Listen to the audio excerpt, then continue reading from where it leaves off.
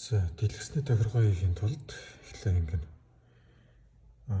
user setting руу ороод системийг орчно. За тэгэхээр үндсэн тохиргоо нь болохоор ийм маягтай IP адрес нь 192.168.252 гэсэн маяг байна шүү. Одоо шинэ дэлгэцүүд нь. За тэгсний дараа би өөрт чинь ийм файл өгчнэ, яг энэ файлыг.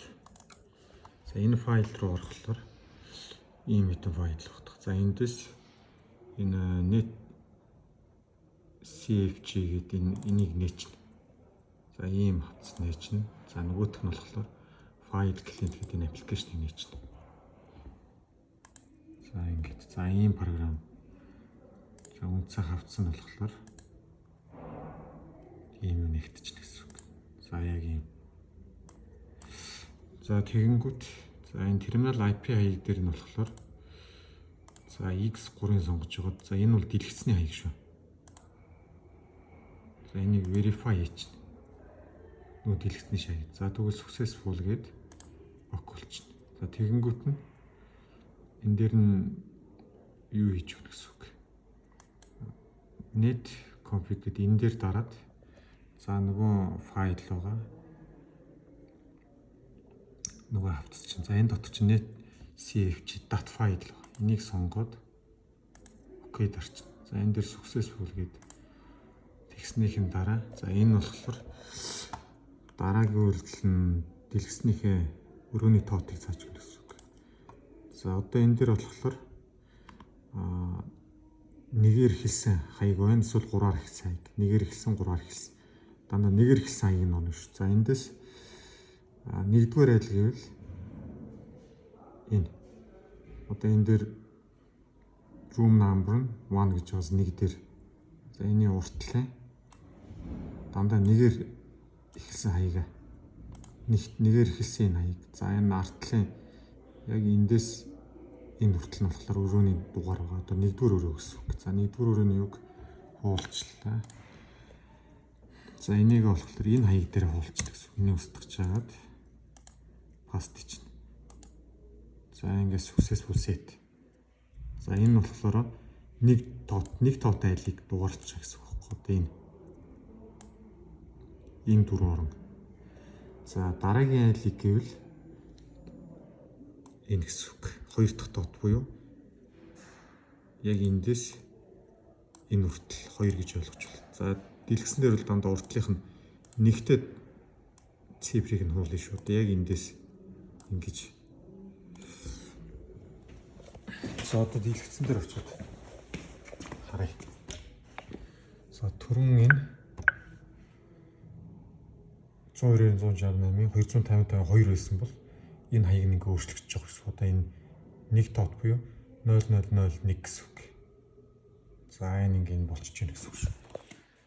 За master station. За энэ нь болохоор за танах бол арай ондоо тоочтой буюу арай ондоо. За ингээд харахад за энэ нь болохоор default хаяг нь 192.168.255.3 байдаг шүү. 255.3. За танай тооцтой панел гэсэн 255.3 байгаа. За тэгхийн тулд яадлахаагүй энэ програм дээр энийг нь 9 болгоч шүү. Дэлгэцэн 0 x3 гэдгийг. За энэ болохоор энийг нь 3 болгоч. За энэ дээр verify хийч. За энэ систем verification successful руу энэ амжилттай боллоо гэсэн үг. За одоо net upgrade энийг дараад мөн адил энэ data file open хийчихнэ. За энэ ч нэр юу шүү.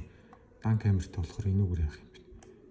За энүүгээр ингээ verify хийгээд танай нөхцөлд болохоор энийг x9-оор хийн шүү. Энийх болохоор x3-аар хийдэг загвар шүү. Тэгэнгүүтээ энийг data file-аа ингээ сонгоч. Ингээ successful. За одоо room number буюу энийг сонгоно. Хаяга. За хаяг нь болохоор хамгийн ихнийх нь үтгэн шүү. 192.168.0.2. За энэний уртлын кодыг нь олчихно. Ингээд энэ дээрээ сонгож байгаад энэ дээрээ энийг устгаж байгаад энэ дээрээ саяны энэ room number. За энэ room successful болчлоо гэсэн үг. За одоо шалгаа үзчих. За энэ ингээд програм уншуулсан учраас старт хийчихнэ гэсэн үг.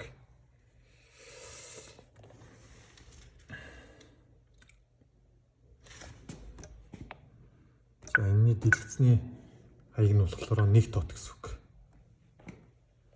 За одоо энийг шалгаад үзчих шүү. 1